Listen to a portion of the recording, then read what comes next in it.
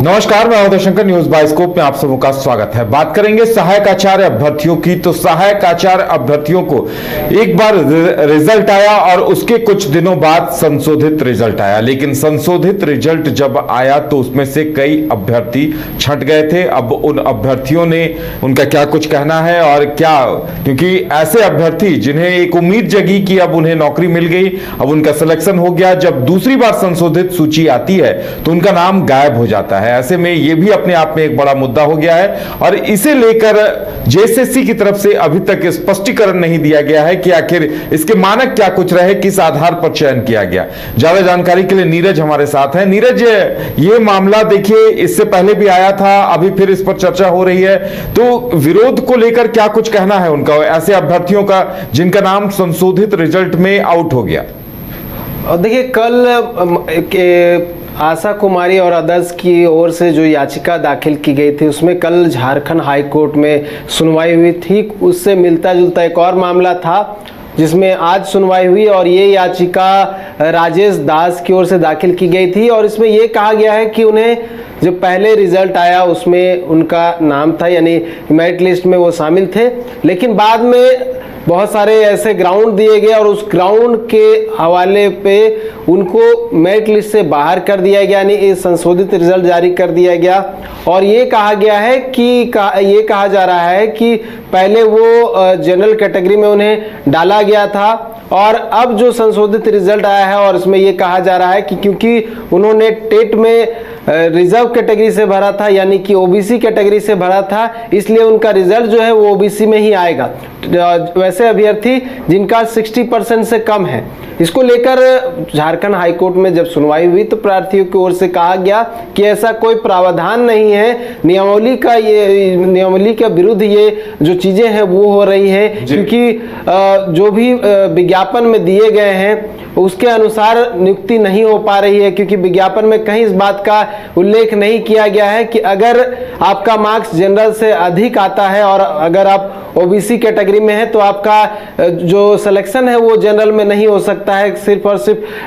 जो है टेट के आधार पे। तो ये एक बड़ा ग्राउंड दिया गया है। ये कहा गया है कि ये कहीं ना कहीं जो विज्ञापन है उसके विरुद्ध जो है कार्रवाई की जा रही है, रिजल्ट जो है वो जारी किया जा रहा है और ऐसे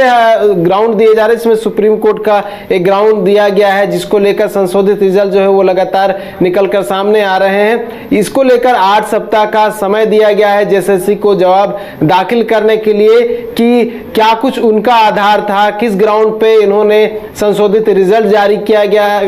किया है और हो सकता है कि जो इन 8 सप्ताहों का समय दिया गया है उसमें कुछ और चीजें जो है निकलकर सामने आ सकती है, क्योंकि इसको लेकर और भी याचिका जो है वो दाखिल हो चुकी है और इससे मिलता जुलता बहुत सारा जो अपडेट है वो सामने आ सकता है, क्योंकि इसको लेकर हम लोगों ने भी बहुत सारी चर्चा की थी कि वैसे अभ्यर्थी जो पहले मेरिट लिस्ट में शामिल थे उसके बाद जो संशोधित रिजल्ट जारी किया गया उन्हें बाहर कर दिया गया उस रिजल्ट से, तो इसको लेकर जो है एक विवाद खड़ा होता हुआ दिख रहा है। इसको लेकर पहले अगर बात करें तो मुख्यमंत्री हेमंत सोरेन के आवास पे भी कई अभ्यर्थी जो है उनसे मुलाकात करने के लिए गए हुए थे। उसके बाद मुख्यमंत्री हेमंत सोरेन से मुलाकात करने के लिए कैबिनेट पहुंचे हुए थे, मुख्य सचिव से मुलाकात हुई थी, शिक्षा सचिव से मुलाकात हुई थी, लेकिन कोई रास्ता नहीं निकल रहा था। रियाजत थक हार कर जो अभ्यर्थी थे वो झारखंड हाईकोर्ट का रुख किए हुए हैं और उन्हें लग रहा है कि झारखंड हाईकोर्ट के माध्यम से कोई रास्ता निकलेगा। और बहुत सारे ऐसे अभ्यर्थी भी हैं जो सुप्रीम कोर्ट का भी रुख करना चाह रहे हैं, हालांकि इसको लेकर अभी फिलहाल कोई जानकारी नहीं आई है, लेकिन जो चीजें जो सामने आने चाहिए, जो स्पष्टीकरण की बात आपने कही कि जेएसएससी की ओर से आनी चाहिए, वो स्पष्टीकरण नहीं आ पा रही है। इसी को लेकर कहीं ना कहीं जो है एक कंफ्यूजन क्रिएट हो रहा है और जो भी अभ्यर्थी हैं वो सीधा हाईकोर्ट पहुंच रहे हैं, क्योंकि उन्हें जेएसएससी की ओर से कोई वैसा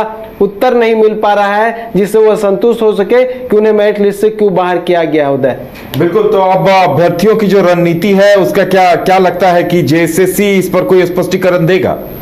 देखिए, इससे पहले भी बहुत सारे जो है विवाद सामने आ चुके हैं सहायक आचार्य से संबंधित ही, लेकिन जेएसएससी की ओर से वैसा कोई स्पष्टीकरण नहीं दिया गया है। हालांकि जब भी संशोधित रिजल्ट जारी किया आता है उसमें सभी बातों का जिक्र किया जाता है कि किस ग्राउंड पे वो संशोधित रिजल्ट जारी किया गया है और बहुत सारे जो लोगों का पेंडिंग है रिजल्ट, उसको लेकर ही बताया जाता है कि झारखंड हाई कोर्ट में क्योंकि मामला पेंडिंग है इस कारण से रिजल्ट नहीं दिया जा रहा है। ये कुछ बातें जो है स्पष्टीकरण दिया जाता है, लेकिन अलग से कोई बात जो है वो नहीं दिया जाता। ये भी कहा जाता है अभ्यर्थियों की ओर से कि कट ऑफ जारी कर दिया जाए, जितने भी अभ्यर्थी के कट ऑफ है उसके हिसाब से लोग जो है डिसाइड कर लेंगे कि किनका सिलेक्शन होना चाहिए, किनका सिलेक्शन नहीं होना चाहिए। ये एक बड़ा दोष जो है वो जेएसएससी की ओर से देखने को मिल रहा है और हो सकता है कि आने वाले समय में जो भी स्पष्टीकरण हो वो जेएसएससी की ओर से दिए जाए, लेकिन अब तक कोई स्पष्टीकरण नहीं दिया गया है। जो भी है वो या तो